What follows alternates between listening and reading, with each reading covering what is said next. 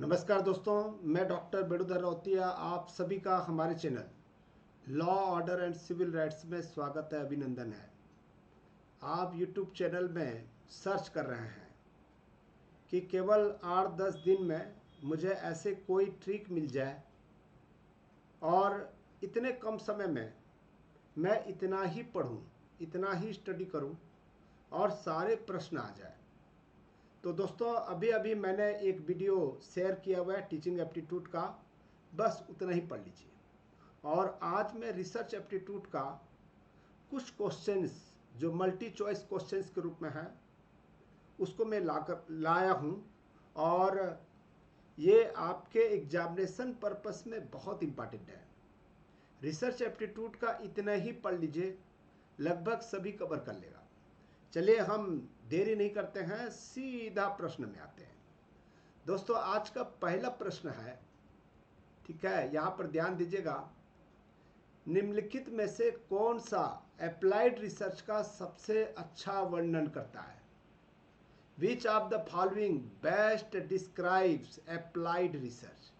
दोस्तों, यहाँ से प्रश्न अवश्य पूछा जाता है, ठीक है। आप सभी जानते हैं 3 प्रकार की बेसिक रिसर्च में से प्रश्न आ सकता है, या इसको फंडामेंटल भी बोलते हैं, फंडामेंटल रिसर्च भी बोलते हैं, ठीक है, या फिर इसको जो है प्योर रिसर्च भी बोलते हैं, ठीक है। एक ही मतलब होता है, तीनों का एक ही मतलब है, कोई अंतर नहीं है। ये पहला प्रकार का यहाँ से क्वेश्चन पूछेगा। दूसरा क्वेश्चन जो है अप्लाइड से पूछेगा, ठीक है। मान लीजिए बेसिक रिसर्च से नहीं पूछा तो अप्लाइड रिसर्च से क्वेश्चन आएगा, या ये दोनों नहीं आता है तो तीसरा एक्शन रिसर्च के बारे में क्वेश्चन पूछेगा। लेकिन निश्चित रूप से यहाँ एक प्रश्न आएगा ही, ठीक है। ये तीनों को आपको पढ़ना है और कुछ नहीं है। मैं आगे कुछ एग्जाम्पल भी आपको बताऊंगा, जिसको एक बार रीडिंग कर लेंगे, एक बार समझ में आ जाएगा तो आपको चिंता करने की जरूरत नहीं है, ठीक है। तो यहां पर अप्लाइड रिसर्च का मतलब पूछा है, ठीक है। तो हमेशा ध्यान देना, जैसे उदाहरण के रूप में आगे मैं बताऊंगा, स्लाइड भी है इसका। सबसे पहली बात, मान लीजिए अभी कोरोना हुआ है और कोरोना एक बड़ी प्रॉब्लम है। इसको कैसे हम खत्म कर सकते हैं, इसका समाधान कैसे निकाल सकते हैं, इसके लिए कुछ प्रयास करना पड़ेगा, कुछ रिसर्च करना पड़ेगा। तो हमारी रिसर्च या तो मेडिसिन के रूप में या तो वैक्सीन के रूप में, मेडिसिन भी बना सकते हैं, वैक्सीन भी बना सकते हैं, ठीक है। तो हमको जो है वैक्सीन बनाना है या कोई मेडिसिन बनाना है या कोई टीका बनाना है, ठीक है। तो इसके लिए हमें अप्लाइड रिसर्च की जरूरत पड़ेगा, अप्लाइड रिसर्च, ठीक है। अप्लाइड रिसर्च करना पड़ेगा, तब जाकर जो है काम चलेगा। यानी कि कोई समस्या है, कोई समस्या है, लेकिन वो प्रैक्टिकल प्रॉब्लम होना चाहिए, प्रैक्टिकल प्रॉब्लम। देखिएगा यहां पर दे दिया है, वह अनुसंधान जो व्यवहारिक समस्याओं को हल करने, व्यवहारिक समस्या क्या है, कोरोना व्यवहारिक समस्या है या नहीं बताइए, ठीक है, उसको हल करना है और जीवन की गुणवत्ता में सुधार करने का प्रयास करता है। तो आप यहां पर जो मैंने एग्जाम्पल बताया हूं, हमें कोरोना जो एक प्रकार के वायरस है उसको खत्म करना है, ठीक है, खत्म करने का हम प्रयास करेंगे। तो ये व्यवहारिक समस्या है या नहीं बताइए, कोरोना वायरस जो है, और ये जीवन की गुणवत्ता में सुधार करने का प्रयास कर रहा है कि नहीं कर रहा है। केवल एक ही एग्जाम्पल समझ लीजिएगा, यानी कि हमें कोरोना जो वायरस है उसके लिए एक वैक्सीन बनाना है या टीका बनाना है या मेडिसिन बनाना है या इंजेक्शन बनाना है या कोई मंत्र बनाना है, मंत्र बनाना होगा, भी हो सकता है मंत्र से छूट जाए, ठीक है, या कोई जड़ी बूटी, एनीथिंग, ठीक है। तो अप्लाइड रिसर्च हमेशा ध्यान देना, जो व्यवहारिक समस्या को हल करे और जीवन की गुणवत्ता में सुधार करने का प्रयास करता है। ये दो चीजें यदि आप समझ जाएंगे तो आराम से बना लेंगे, ठीक है। अब मान लीजिए वैक्सीन तो बना लिए, मान लीजिए वैक्सीन कैसे बनाते हैं, वैक्सीन बनाने का तरीका क्या है, ये तो हमको समझ में आ गया। भाई उसको एक्शन रिसर्च में, तो आपने देखा अगर जब वैक्सीन निकला था तो हम कुत्ते बिल्ली बंदर को लगा लगा के देखे थे, लगा के देखे थे नहीं देखे थे, ठीक है, किसी जीव जंतु में लगा के देखे थे, किसी मनुष्य में लगा के नहीं देखे। या ऐसे बीमार व्यक्ति है, ऐसे बीमार व्यक्ति जिसका जीवन बहुत कम है, ठीक है, तो उसको ट्रायल करके देखेंगे, भैया इसके जान तो जा ही रहा है, ठीक है, चलो लगा देते हैं, हो सकता है ठीक हो जाए, और ठीक नहीं भी होगा है, ठीक है, तो वो तो समझ लीजिए, ठीक है। तो ये एक्शन रिसर्च जो है करते हैं, एक्शन रिसर्च, एक्शन करना, अप्लाइड करना, अप्लाई करके देखना, और बेसिक ज्ञान प्राप्त करना होता है, केवल ज्ञान प्राप्त करना होता है, बेसिक है वो, फंडामेंटल है वो, प्योर है वो, ठीक है। शायद मुझे लगता है आपको समझ में आ गया होगा, ठीक है। तो आगे देखते हैं दोस्तों, क्योंकि चारों जो ऑप्शन दिया हुआ है, चारों ऑप्शन को आप जो है जरूर पढ़ें, ठीक है, पढ़ेंगे तो आपको एक एक बात समझ में आ जाएगा। चलिए मैं इसका पीडीएफ भी डाल दूंगा, ठीक है। यहां पर देखिएगा मैं जो है चारों का लेकर आया हूं, ठीक है, चारों विषय को लेकर आया हूं। एक बेसिक रिसर्च क्या होता है, बुनियादी अनुसंधान किसको कहते हैं, देखिएगा एग्जाम्पल दिया हुआ है, बैक्टीरिया के अनुवंशिक अनुक्रमणों का अध्ययन करना है, हमको केवल अध्ययन करना है, इसका उद्देश्य तत्काल व्यवहारिक अनुप्रयोगों के बिना, ठीक है, हमने व्यवहारिक अनुप्रयोग नहीं करना है, अनुवंशिकी के ज्ञान का विस्तार करना है, तो हम बेसिक रिसर्च करेंगे, ठीक है, केवल ज्ञान का विस्तार करना है, केवल नॉलेज प्राप्त करना है। अप्लाइड रिसर्च में क्या होता है, अनुप्रयुक्त अनुसंधान में डेवलपिंग करना है, ठीक है, a new vaccine for a disease, ठीक है, यानी कि किसी बीमारी के लिए नया टीका विकसित करना है, ठीक है। यह स्वास्थ्य संबंधी समस्याओं के व्यवहारिक समाधान बनाने के लिए वैज्ञानिक ज्ञान का प्रयोग करता है, वैज्ञानिक ज्ञान का प्रयोग करना है, अप्लाइड मतलब प्रयोग करना।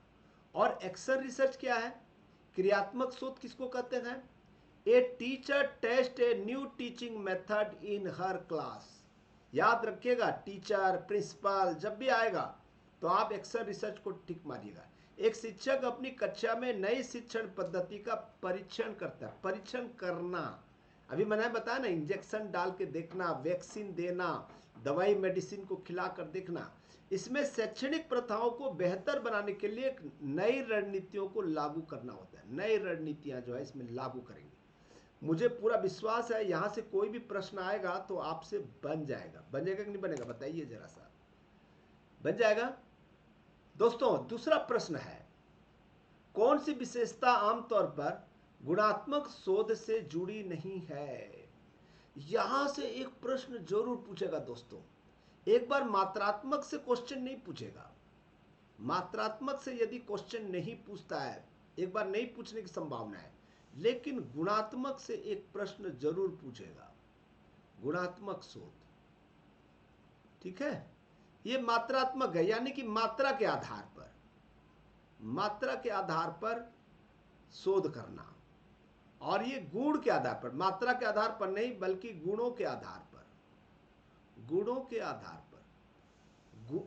देखिए मात्रा अलग चीज होती है, ठीक है, मान लीजिए 5 सब्जी आपको दिए हुए हैं, 10 सब्जी, 10 कटोरी में 10 सब्जी दिए हुए हैं, ठीक है, ये सब्जी कितना सब्जी दिए भाई, 10 सब्जी दिया था यार, ठीक है, जब उनके घर गए थे तो हमको 10 सब्जी परोसा गया था, है, मायने रखता है भाई, ठीक है, मायने रखता है, ठीक है, ये कहेंगे कि नहीं कहेंगे, ये मात्रात्मक शोध है, आपके कहने के लिए 10 सब्जी है, लेकिन आपको केवल एक सब्जी दिया जाता है, आपको एक सब्जी दिया गया, लेकिन ये सब्जी जो है आपके पसंद का है, पसंद का सब्जी, 10 सब्जी दिए थे, ये सब्जी आपको अच्छा नहीं लगता, करेला था, ये कुंदरू था, ये, ठीक है, और कोई दूसरा सब्जी था, केवल 2 सब्जी आप खाते हैं, उसके बाद में आपके मनपसंद का सब्जी नहीं है, ठीक है, केवल 2 सब्जी, ये गुण को दिखा रहा है, पसंद को दिखा रहा है, तो इसीलिए ये गुणात्मक शोध है। आप कहोगे कि बैंगन क्यों पसंद है आपको भाई, पसंद है तो पसंद है रे भाई, उसमें क्या करूँ मैं। ठीक है, हो सकता है किसी को पसंद न हो, लेकिन इस व्यक्ति को पसंद है बैंगन। ठीक है, किसी को नॉनवेज पसंद है नॉनवेज पसंद है, किसी को नॉनवेज पसंद नहीं है। तो ये गुण को दर्शा रहा है। तो यहां पर जो है क्वालिटेटिव रिसर्च क्या कहलाता है, क्वालिटेटिव रिसर्च किसको कहेंगे हम, सबसे मेन चीजें जो है याद रखिएगा। इसमें एक बोल रहा है कि नॉट टिपिकली एसोसिएशन, ये मात्रात्मक शोध जो होता है हमेशा ध्यान दीजिएगा, इसमें हाइपोथेसिस होगा, हाइपोथेसिस बनाना ही पड़ेगा। ठीक है, यानी कि परिकल्पना का निर्माण करेंगे, और जब परिकल्पना का निर्माण करेंगे, जहां परिकल्पना का निर्माण करते हैं वो यहां पर सांख्यिकी विश्लेषण होगा। ठीक है, विश्लेषण करना पड़ेगा। ठीक है, तो ये मात्रात्मक में आता है। ठीक है, क्वालिटेटिव में नहीं आता। सांख्यिकी विश्लेषण का उपयोग ये जो है क्वालिटेटिव रिसर्च में नहीं आता। यहां पर देखिएगा, परिकल्पना आपने पहले सोच लिया था। ठीक है, आपने सोचा था कि ये लोग जो है 3-4 सब्जी देंगे, आपने पहले परिकल्पना कर दिया 3-4 सब्जी देंगे, इससे और क्या जब सब्जी देंगे। लेकिन उल्टा हो गया, 10 सब्जी आपको दिया, 10 कटोरी दिया। आपने सोचा था 3 से 4 सब्जी देंगे, लेकिन उन्होंने 10 सब्जी दिया। या कभी आपने सोचा होगा कि खाने में मजेदार खाना होगा, ये एक प्रकार की परिकल्पना का निर्माण करेंगे। ठीक है, परिकल्पना आपने कर लिया है। ठीक है, तो इस तरह का क्वालिटेटिव में नहीं होता। क्वालिटेटिव में आपकी पसंद नापसंद, आपकी इच्छा, ठीक है, या आपकी बिना इच्छा के आपकी प्रेम को नहीं नापा जा सकता। मात्रा में कैसे नापेंगे, दिल को कैसे नापेंगे। तो इसको मैं पूरा का पूरा जो है ये क्वालिटेटिव रिसर्च के प्रकार जो होते हैं, यहां से एक प्रश्न जरूर पूछा जाएगा। ठीक है, वो 8-9 प्रकार का होता है। तो मैंने इसको जो है लाने की कोशिश किया है, इसको आप जरूर देख लीजिएगा। दोस्तों, आप चाहते हैं कि केवल 10 दिन में ही 10 यूनिट का, ठीक है, लेक्चर नोट्स मिल जाए, लेक्चर लाइव क्लास मिल जाए, रिकॉर्डिंग क्लास मिल जाए। तो दोस्तों, ये लाइव क्लास चल रही है, अभी हम रिवीजन कर रहे हैं एमसीक्यू के माध्यम से। और ये जो कोर्स है, ये कोर्स कितने रुपए में मिलेगा आपको, 352 रुपये में। ठीक है, आपको केवल 352 रुपया पे करना है। ठीक है, इससे ज़्यादा नहीं। हालांकि इसका मान लीजिए 900 रुपया होगा, 900 रुपये होगा। आप यदि मान लीजिए हमारा रेफरल कोड यूज करते हैं ओल्ड स्टूडेंट, ये ऐसा आपको दिखाई देगा, ओल्ड स्टूडेंट। ठीक है, यदि ये रेफरल कोड को यूज करते हैं तो केवल आपको 352 रुपया 3 माह के लिए मिलेगा। और आपको दूसरा फायदा होगा, नेट के साथ साथ आपको सीजी सेट का भी इसी में यही सिलेबस है, सीजी सेट में भी आपको इसका रिवीजन करने को मौका मिलेगा, आपको स्टडी करने को मौका मिलेगा, नोट्स मिलेगा, फ्री में नोट्स मिलेगा। ठीक है, तो दोस्तों आज ही ले लीजिए। कैसे लेना है, कुछ नहीं करना है, मेरे को व्हाट्सअप करिए ना, व्हाट्सअप कर दीजिए। ये मेरा व्हाट्सअप नंबर है, इस व्हाट्सअप नंबर में आपको मैं लिंक भेज दूंगा। मेरा हमारा ऐप है, जैसे हमारा चैनल का नाम है law order and civil rights, आप गूगल प्ले स्टोर में जाइए, law order and civil rights डालिए, आपका ऐप खुल जाएगा, या फिर मुझे बात करिए। ठीक है दोस्तों, चलिए मैं इसको समझाने की कोशिश किया है, थोड़ा सा समय जरूर लगेगा। कितने प्रकार का होता है, सबसे पहला है केस स्टडी रिसर्च। ठीक है, ये जो केस स्टडी रिसर्च है ये गुणात्मक शोध है। ठीक है, यानी कि केस स्टडी रिसर्च। अब केस स्टडी रिसर्च में हाइपोथेसिस बनाने की जरूरत नहीं है, सांख्यिकी विश्लेषण करने की जरूरत नहीं है। यहां पर मैंने उदाहरण दिया है, किसी स्वास्थ्य सेवा सेटिंग में किसी एक मरीज के अनुभवों का गहन अध्ययन करेंगे। अनुभवों का गहन अध्ययन कर रहे हैं आप। अनुभव जो होता है क्या है, गुण है या नहीं बताइए, गुणात्मक शोध है। ठीक है, जैसे इस प्रकार में वास्तविक जीवन के संदर्भ में जटिल मुद्दों को पता लगाने के लिए एक इकाई या कुछ इकाइयों, जैसे एक व्यक्ति या समूह या संगठन का गहन अध्ययन करते हैं, तो उसको हम लोग केस स्टडी मेथड कहते हैं। यहां से भी एक प्रश्न पूछ सकता है, case study method. Case study method क्या है कि हमको गहन अध्ययन करना है, उसके एक्सपीरियंस को, जो उन्होंने अनुभव किया हुआ है उसका यदि अध्ययन करते हैं तो वो केस स्टडी मेथड कहलाता है। चलिए देखते हैं दोस्तों और क्या क्या है। देखिए, निर्वंश विज्ञान, निर्वंश विज्ञान जो है आप जानते होंगे इसको जो है, ठीक है,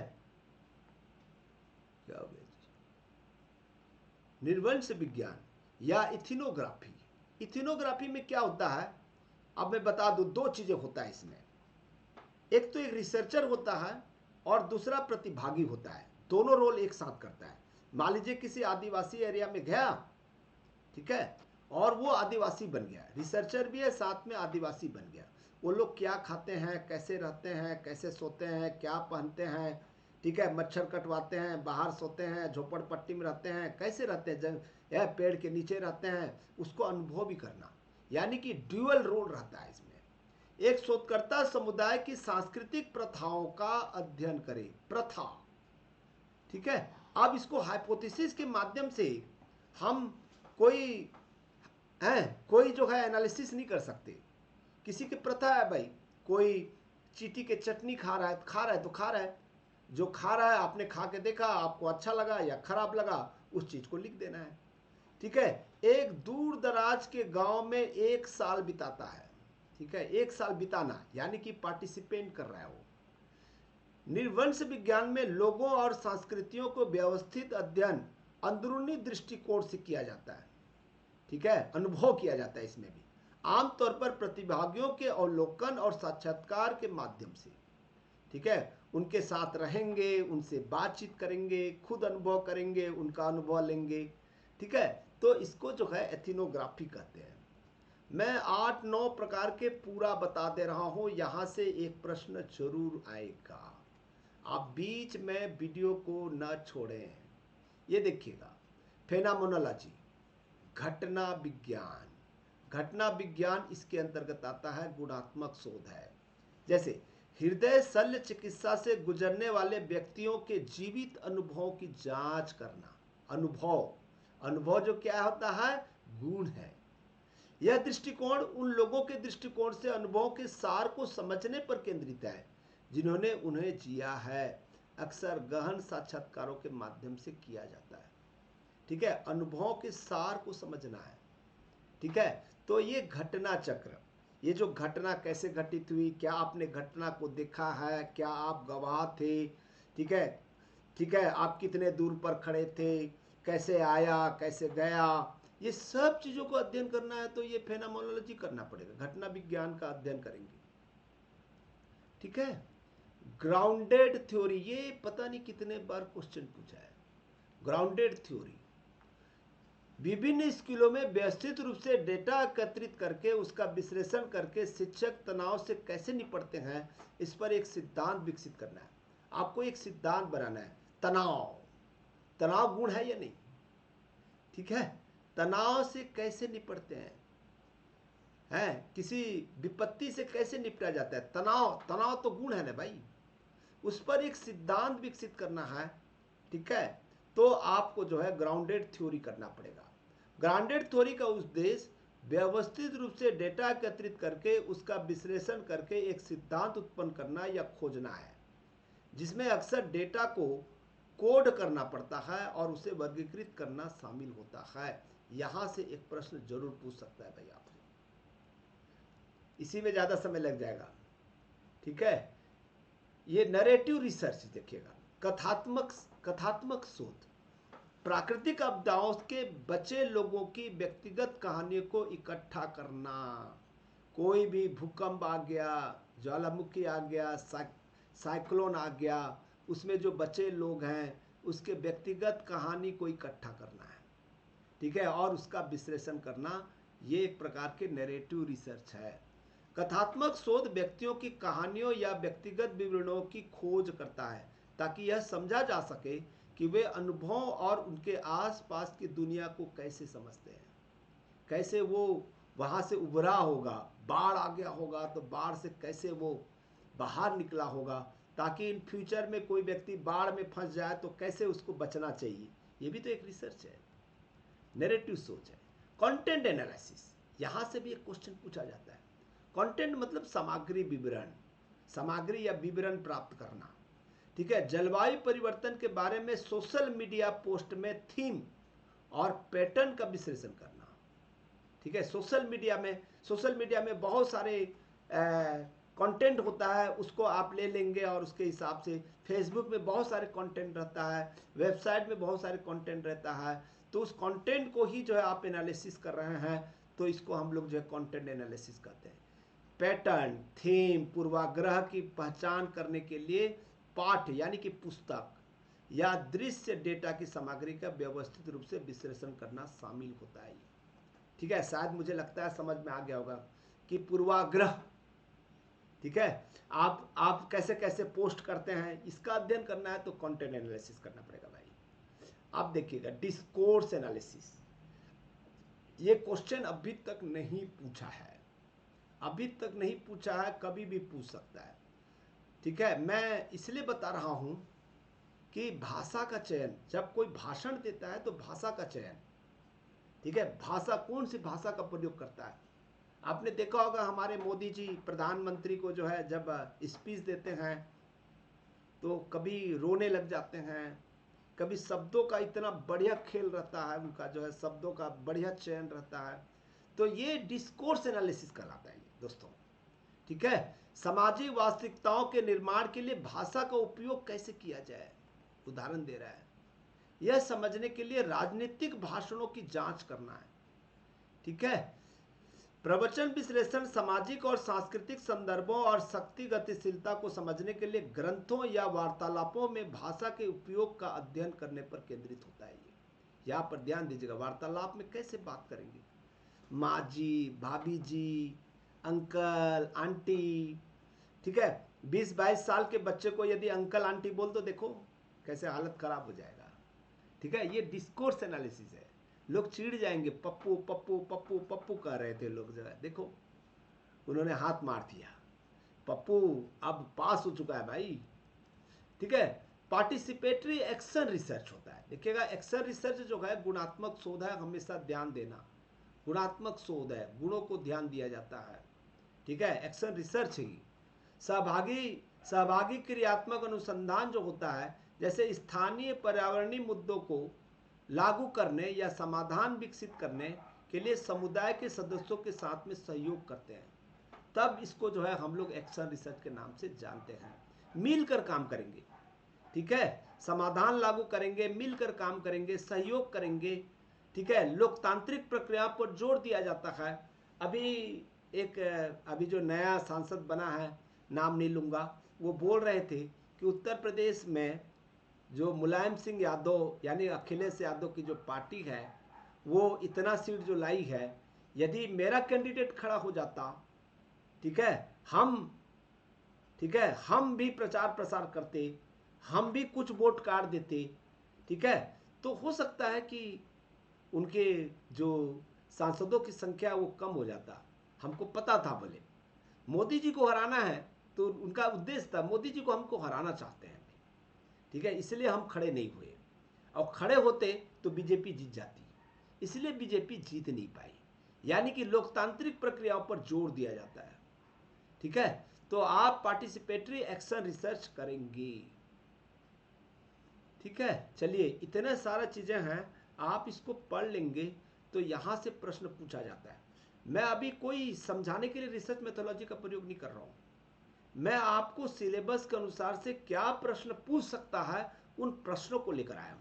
और ये प्रश्न न तो आपको किसी वेबसाइट में मिलेगा, न ही किसी लेक्चर्स में मिलेगा। आप अनअकैडमी ज्वाइन कर लीजिए, इस तरह का लेवल जो है अनअकैडमी के पास में नहीं है। हम भी अनअकैडमी के एजुकेटर रहे, आप जानते होंगे, ठीक है। इस तरह का लेवल जो है बहुत कम है, क्योंकि वो नेट और जेआरएफ करके आके वो पढ़ा रहे हैं, और हम जो है एक रेगुलर फैकल्टी है, कई वर्षों का अनुभव है, ठीक है, कई वर्ष तक नेट जेआरएफ के हम टीचिंग कर रहे हैं, ठीक है। तो हम जो क्वेश्चन बताएंगे वहां से जरूर क्वेश्चन पूछेगा। अब देखिएगा यहाँ पर जो है पॉजिटिविज्म से एक प्रश्न पूछ सकता है, पॉजिटिविज्म में क्या आता है, कौन सा कथन सत्य है। पॉजिटिविज्म का मतलब ये होता है दोस्तों, साइंस का पालन करता है, साइंस साइंस ये साइंस बेस्ड है, ठीक है। ज्ञानेंद्रियों का सहारा लेता है, ठीक है। एक चीजें हमेशा ध्यान दीजिए, ज्ञानेंद्रियों का सहारा लेता है, ठीक है। सत्य है तो सत्य है, सत्य नहीं है तो नहीं है। भगवान मौजूद नहीं है तो साइंस कहता है भगवान मौजूद नहीं है, हम नहीं देख सकते हैं, ज्ञानेंद्रियों से उसको हम आभास नहीं कर सकते हैं, देख नहीं सकते हैं, सुन नहीं सकते हैं, तो कहता है कि मैं नहीं मानता, ठीक है, कि गॉड मौजूद है। ये पॉजिटिविज्म स्कूल वाले लोग कहते हैं। तो यहाँ पर छांटने से आपको मिल जाएगा, ठीक है। तो यहाँ पर जो है क्या दिया हुआ है, सिद्धांतों को सत्यापन करने के बजाय मिथ्याकरण के अधीन किया जाना चाहिए, बिल्कुल नहीं। ज्ञान अनुभवजन्य साक्ष्य और अवलोकन पर आधारित है। देखो अनुभवजन्य साक्ष्य, ज्ञानेंद्रिय, ज्ञानेंद्रिय है ना, इसकी तो ज्ञानेंद्रिय कहते हैं। ये देखिएगा ज्ञानेंद्रिय की बात कर रहा है ये। और अवलोकन, अवलोकन भी आपका ज्ञानेंद्रिय का प्रयोग करेगा। तो स्वाभाविक सी बात है, इसको आपको ढूंढना है, साइंस ढूंढना है, ज्ञानेंद्रिय ढूंढना है। और ये मात्रात्मक होता है, मात्रात्मक शोध है ये, ठीक है। इसको आप लोग दिमाग में रखिएगा। सबको मैं पढ़ूंगा तो बहुत ज़्यादा समय लग जाएगा, वीडियो बहुत बड़ा हो जाएगा, देखिएगा यहाँ पर, ठीक है। कौन से दृष्टिकोण शोध परिणामों को आकार देने में शोधकर्ता के पूर्वाग्रह, अब आ गया पूर्वाग्रह, तो हमने पढ़ा था गुणात्मक प्रवृत्ति का होता है। ये इस शोध में साइंस माने और न माने कोई फर्क नहीं पड़ता, साइंस मान भी सकता है, साइंस नहीं भी मान सकता है, साइंस का होना जरूरी नहीं है, साइंस हो भी सकता है नहीं। वह आदिवासी लोग चीटी की चटनी खाते हैं, इसमें साइंस नहीं है, कोई साइंस नहीं है, कोई तर्क नहीं है, ठीक है, कोई तर्क नहीं है। भूकंप में 8 दिन तक छोटा बच्चा, 4 साल का बच्चा दबा रहता है, 8 दिन तक खाना नहीं खाता है, उसके बावजूद भी जीवित रहता है। आप कहोगे कि कैसे जीवित रहा भाई, ठीक है। शोधकर्ता के पूर्वाग्रहों और दृष्टिकोणों की भूमिका को स्वीकार करता है, दृष्टिकोण को, ये दृष्टिकोण है भाई, ठीक है। गुणात्मक शोध में दृष्टिकोण देखा जाता है, पूर्वाग्रह देखा जाता है, अनुभव देखा जाता है। तो ये जो है पोस्ट पॉजिटिविज्म है, उत्तर प्रत्यक्षवाद का उदाहरण है, हमेशा ध्यान दीजिएगा, ठीक है। शायद पॉजिटिविज्म भी समझ में आ गया, उत्तर प्रत्यक्षवाद भी समझ में आ गया। नेक्स्ट क्वेश्चन है दोस्तों, किस शोध पद्धति में कारण और प्रभाव संबंध स्थापित होता है। कारण और प्रभाव संबंध बोल रहा है और चरों में हेर फेर करना होता है, तो हमेशा ध्यान दीजिएगा एक्सपेरिमेंटल रिसर्च है, ठीक है, ये हमेशा ध्यान दीजिएगा, ठीक है। क्या, जैसे मान लीजिए आपको शरबत बनाए हो, ये शरबत मीठा है कि नहीं है, ठीक है। आपने यहाँ तक 1 गिलास पानी डाल दिया, ठीक है, 1 गिलास पानी डाल दिया, उसके बाद में 1 चम्मच आपने जो है शक्कर डाला और चख के देखा तो मीठा नहीं लगा। फिर 2 चम्मच डाला, 1 चम्मच और डाला, यानी कि 2 चम्मच डाल दिया, ठीक है। देखो हेर फेर कर रहे हैं, उसमें भी लगा थोड़ा सा मीठा है यार, पीने लायक नहीं है, तो फिर तीसरा चम्मच भी डालेंगे, तीसरा चम्मच करके चख के देखेंगे। देखिए हम कर रहे हैं कारण और प्रभाव संबंध, मीठा है कि नहीं है, मीठा किस कारण से है, मीठा किस कारण से है, शक्कर के कारण से है, ठीक है। शक्कर ज्यादा डालोगे तो मीठा ज्यादा होगा, प्रभाव आएगा, शक्कर के कारण से प्रभाव आएगा, मीठापन आएगा। शक्कर कारण है और प्रभाव मीठा है। तो ये जो है एक्सपेरिमेंटल रिसर्च, चक के देख रहे हैं कि नहीं देख रहे हैं, तो ये एक्सपेरिमेंटल रिसर्च है दोस्तों, ठीक है। अब देखिएगा कौन सी शोध पद्धति में चरों में हेर फेर किए बिना घटनाओं का अवलोकन और वर्णन करने के लिए केंद्रित होता है, तो ये डिस्क्रिप्टिव है, ठीक है। इसमें हम जो चीज देखा है उसी को उतार देना है, जो आपने अवलोकन किया। मान लीजिए आप खाना खा रहे थे, बच्चे लोग जो है अनाथालय में खाना खा रहे थे, ठीक है। आपने देखा यहाँ पर दाल परोसा गया है, दाल पूरा पंचर है, पानी है, ठीक है, इसमें दाल है ही नहीं, पानी पानी है। जो आपने देखा उसका वर्णन कर दिया, इसमें हेर फेर नहीं कर सकते आप। चलिए थोड़ा सा आप अपना दाल लेकर आए और उसको दाल खिलाएं, ऐसा नहीं है, ठीक है। घटनाओं का अवलोकन करेंगे और उसका वर्णन कर देंगे, तो इसको डिस्क्रिप्टिव रिसर्च कहते हैं, ठीक है। शायद आपको समझ में आ गया। प्रश्न को ठीक से पढ़िएगा, मैं जैसे बता रहा हूं उसी हिसाब से आप प्रश्न को पढ़ेंगे और फिर ऑप्शन को ढूंढेंगे। शोध प्रक्रिया में निम्नलिखित में से कौन सा चरण सही क्रम में है? हमेशा मैं क्रम बता दे रहा हूँ। प्रथम स्टेप जो होता है प्रॉब्लम को ढूंढना है। पहले प्रॉब्लम को ढूंढेंगे, प्रॉब्लम का निर्धारण करेंगे। जब तक किसी भी रिसर्च में प्रॉब्लम नहीं है तो रिसर्च नहीं हो सकता। प्रॉब्लम को पता करना है, प्रॉब्लम का चयन करना है, प्रॉब्लम का निर्धारण करना है, पहला है।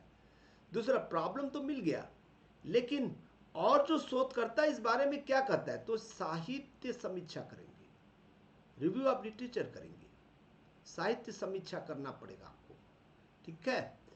तीसरा चीज है, आपको जो है एक हाइपोथेसिस बनाना पड़ेगा, परिकल्पना का निर्माण करना पड़ेगा। देखते जाइएगा, परिकल्पना बनाएंगे, ठीक है। फिर उसके बाद में चतुर्थ में रिसर्च डिजाइन बनाएंगे। परिकल्पना मिल गया हमको, भाई परिकल्पना को तो सिद्ध करना है ना, परिकल्पना के आधार पर डेटा निकालना है, तो रिसर्च डिजाइन करेंगे, रिसर्च डिजाइन करेंगे। फिर उसके बाद में पंचम जो है, पांचवा जो होता है, डाटा को कलेक्शन करेंगे। डाटा कलेक्शन करना पड़ेगा, डिजाइन कर देने से थोड़ी होगा, डाटा कलेक्शन करेंगे। फिर छठवां जो है, आपको इसको एनालिसिस करना पड़ेगा, डेटा को एनालिसिस करेंगे, डेटा एनालिसिस करेंगे भाई। फिर उसके बाद में कोई कंक्लूजन या सजेशन देंगे। सातवां पॉइंट जो है, कंक्लूजन करेंगे, कंक्लूजन, ठीक है। और आठवां जो होता है, रिपोर्ट तैयार करेंगे। ये 8 प्रकार को पढ़ लीजिएगा, बहुत समझ में आ जाएगा। अब देखिएगा, इसमें प्रॉब्लम ऑफ रिसर्च कहीं नहीं दिया हुआ है, लिटरेचर रिव्यू दिया हुआ है, हाइपोथेसिस दिया हुआ है, डाटा कलेक्शन दिया हुआ है, डाटा एनालिसिस दिया हुआ है। देख लीजिएगा आप लोग, जो है ये क्रम है पूरा। तो ये बी आंसर जो है सही आंसर है। ये देखो यहाँ पर परिकल्पना निर्माण तीसरा नंबर पर दे दिया है। परिकल्पना समीक्षा के बाद में परिकल्पना बनाएंगे, फिर डाटा संग्रह करेंगे, डाटा विश्लेषण करेंगे। क्रियात्मक शोध करने की प्रक्रिया का पहला कदम क्या है? देखिएगा यहाँ पर जो है, हम हर कार्य में प्लानिंग करते हैं। प्लानिंग पहला नंबर आता है, और यही प्लानिंग जो है, समस्या को ढूंढना है, एक समस्या पता करना है। प्लानिंग के अंतर्गत हम प्लानिंग कर लिए, ठीक है, ये पहला स्टेप है, ध्यान दीजिएगा। इसका अवलोकन करेंगे। प्लानिंग कर लिया तो क्या हो गया, अवलोकन करेंगे, ठीक है, अवलोकन करेंगे। फिर उसके बाद में जो है, हम इसका एनालिसिस करेंगे, एनालिसिस करेंगे भाई, ध्यान दीजिएगा। अवलोकन करने के बाद में एनालिसिस करेंगे, और फिर इसको जो है, ठीक है, वो रिफ्लेक्ट करेंगे। इसका क्या रिफ्लेक्शन आता है, रिफ्लेक्शन को देखेंगे। और यदि रिफ्लेक्शन सही नहीं आया तो फिर प्लानिंग करेंगे, ठीक है। फिर उसके बाद में अवलोकन करेंगे, एनालिसिस करेंगे, फिर रिफ्लेक्शन को देखेंगे। फिर इस तरह के क्रम चलते रहता है, क्रम चलता है। तो इसको हम लोग जो है क्या कहते हैं, पहला समस्या या प्लानिंग दिया होगा तो बेस्ट है, ठीक है। देखो कहीं पर दिया होगा, ठीक है, ये देखिएगा, किसी समस्या मुद्दे की पहचान करना, ठीक है, ये जो है हमारा सबसे पहला है। फिर योजना बनाना, देखिए यहाँ पर योजना बनाना भी दिया है, प्लानिंग दिया हुआ है, ठीक है, चिंतन या योजना बनाना, ठीक है। फिर डेटा अवलोकन करेंगे आप, जो है यहाँ पर अवलोकन, हस्तक्षेप को लागू करना, ये इंटरवेंशन अलग है, इम्प्लीमेंट अलग आएगा। ये इम्प्लीमेंट है, इम्प्लीमेंट करके देखेंगे, इम्प्लीमेंटिंग करेंगे, ये रिफ्लेक्शन को देखेंगे। तो इसके पहले जो है अवलोकन आ गया, फिर एनालिसिस आ गया, हस्तक्षेपों को लागू करना लास्ट में आ जाएगा, डेटा को एकत्रित करेंगे। यानी कि ये पहला हो गया, ये पहला का दूसरा भाग है, फिर ये तीसरा भाग है, फिर ये चौथा भाग है। तो इस तरह से मिलान करके आपको करना है, ठीक है दोस्तों। मुझे पूरा विश्वास है आपको समझ में आ गया होगा। ज़्यादा बड़ा वीडियो हो रहा है, यहाँ से एक न एक प्रश्न जरूर पूछेगा, 1 2 3 4 5 प्रश्न भी पूछ देता है कभी कभी, ये मेरा अनुभव रहा है। तो दोस्तों आपको अच्छा लगा हो तो लाइक तो जरूर कर दीजिए, लाइक तो बनता है भाई, लाइक कर दीजिए, शेयर कर दीजिए। आप पहली बार आए तो सब्सक्राइब कर दीजिए। मैं इस तरह का वीडियो रोज लेकर आऊँगा, रोज रोज रोज रोज। अभी 18 तारीख तक बंद नहीं होगा, ठीक है। मैं रात भर, ठीक है, रात भी हो जाएगा तो रात में बनाऊंगा और अगले दिन सुबह दूंगा। मैं अभी वीडियो अपलोड कर रहा हूँ, जरूर देखिएगा। इस वीडियो को जरूर शेयर कीजिएगा। आपको कैसा लगा कमेंट्स लिखकर जरूर बताइएगा। Thank you.